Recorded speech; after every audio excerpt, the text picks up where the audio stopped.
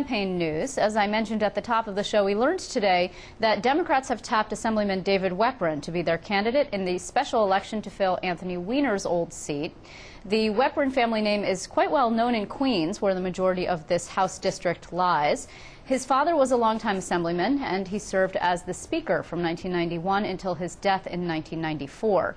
David Weprin's brother Mark actually held his assembly seat before he became a city councilman. This is very confusing, I know, but they literally switched positions, the two of them.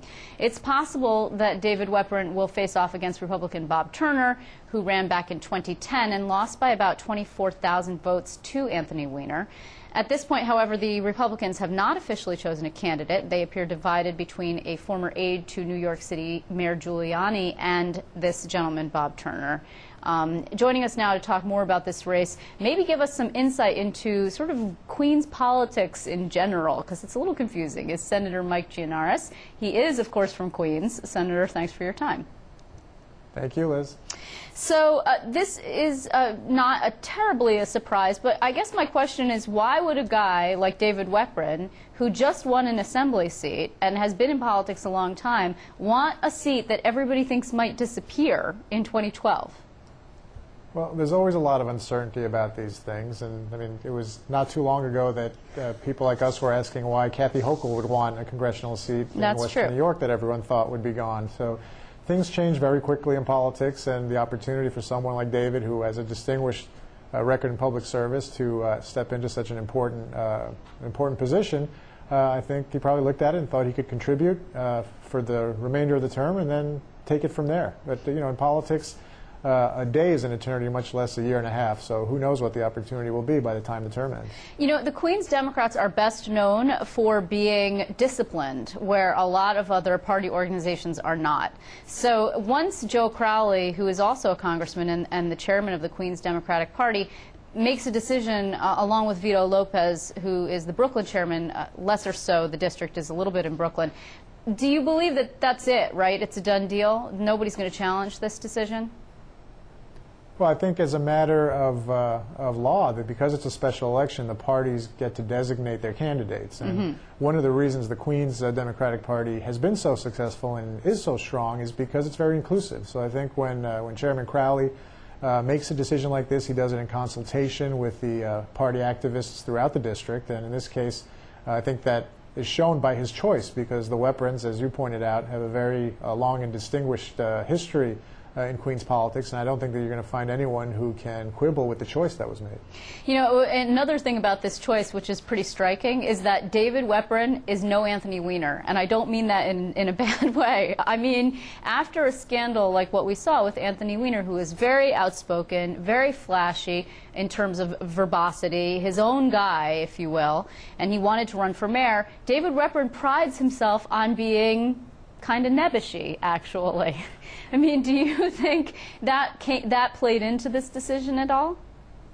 I don't think so. I mean, look, David, I served with him in the Assembly for my last year in that body before I moved to the Senate, and I know his brother Mark extremely well, as you know. But I think what happened is David stepped forward, was willing to take on the challenge, and has a career that no one can argue with. We can be comfortable as Democrats that he's a terrific candidate that will win the special election and will serve with distinction. Yeah, and he's a conservative guy who also happens to be an observant Jew, and that is important in this district, isn't it?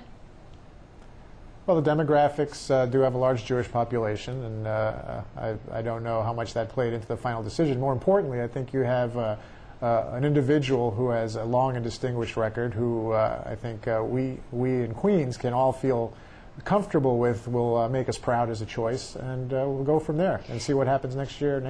Right, and you know, it really all has to do with redistricting. I mean, do you believe that there needed to be some, and I know that you weren't in on this decision, but there needed to be a conversation with David Weprin that, David Weprin, if you win this special election, you will not run in 2012? I mean, he might actually have to take on a colleague if that district goes away. He might end up primarying somebody like Gary Ackerman, a veteran member of Congress. Well, I don't know the specific answer to your question, but there's a lot of uncertainty yet to go about redistricting. I'm sure we're going to talk about that as well. But there's a huge question mark hanging over the whole process. So while political prognosticators may want to sit with their own maps and decide that this district will vanish, we don't know who's even going to be making the decision. So if we end up with an independent body or a court drawing these lines, which it increasingly looks like is what's going to happen, then all bets are off, and we don't know what's going to happen with this district or any of the others. Yeah, let's talk about redistricting, because you've been a champion of independent redistricting reform for some time. You had a bill when you were in the Assembly for an independent commission. Yesterday we saw the governor say, actually really for the first time in a while, that he will in fact veto a plan that's come up by the legislature, right, that's planned by the legislature. The legislature got started yesterday with its plans, is full steam ahead. I mean, do you think that the legislature should stop? It should not go forward at all? Yes. I mean, I believe we should proceed with an independent process. I've been very clear about that. A vast majority of both houses of the legislature had promised to do just that. Wait, but Mike, hold on. Yeah. Here's the problem. You didn't pass the independent bill, right? You didn't do the reform because the Senate Republicans didn't want to. The Assembly didn't do it either. So now you're running out of time. I mean, if you just stop Lat 4, nothing happens. Well, that's, I'm sure, what the Senate Republicans would like you to believe, and I think Senator Nozzolio essentially made that point. They would love nothing more than to turn the corner on the reform efforts, put it behind them, and claim that they have no choice. But the fact is that is anything but true. And the governor yesterday, to his credit, stepped forward and said what he has said all along. I mean, we were obviously during the session preoccupied with some significant other issues, but going back to his own campaign, where he had it in his campaign platform in writing that he would veto lines that were drawn by the legislature, all he did yesterday was reiterate his long and consistently held belief. And if we've learned nothing about Andrew Cuomo the last 6 months, it's that here's a man who stands by what he says and doesn't play politics the old-fashioned Albany way. Right. What we're seeing from the Senate Republicans is an attempt to do things the old way. We passed a bill that's a red herring that can't actually affect anything for another 12 years. So let's just do it the old way in the meantime. But hold on. Let me ask you this. The good government types want you guys to come back for a special session to force your hand on reform. Do you think that's a good idea? Absolutely. And let's be clear, they're not forcing the hand of the Senate Democrats. We've been pretty united in our desire to see an independent commission.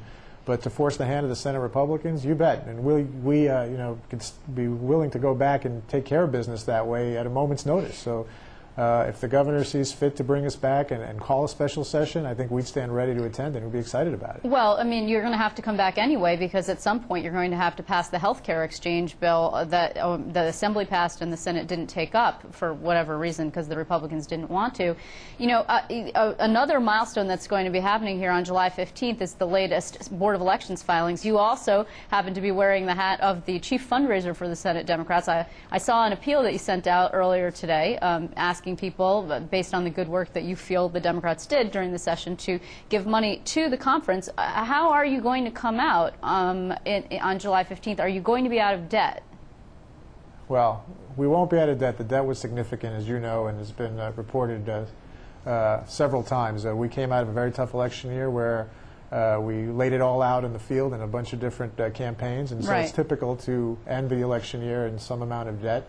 The hole is pretty large, and we're going to spend a fair amount of time getting out of it. But the fundraising, to answer your question, is going a lot better than we anticipated. We're being very successful. I'm not going to break the news with you tonight in terms of what the news is going to be, but I'm sure you'd like that, Liz. I would. But we'll save it for you for next week. But I think you and others will be impressed that things have gone much better than anyone had anticipated. You know, before I let you go, I just want to ask you, there's a report today in the Daily News about the Independent Democratic Conference chairman, or creator, if you will, Senator Jeff Klein, who used to be the chief fundraiser for the Senate Democrats. You replaced him, and he's going to reportedly have $600,000 on hand when he reports. Are you threatened by that at all? I mean, it's clear that he wants to use this cash maybe to grow his four-member conference into something bigger.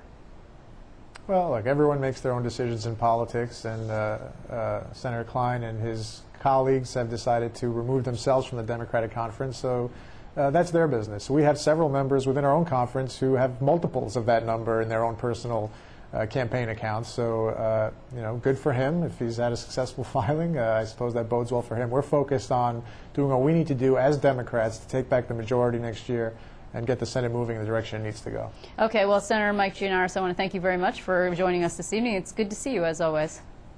Thank you, Liz. Thank you, Mike. I appreciate it.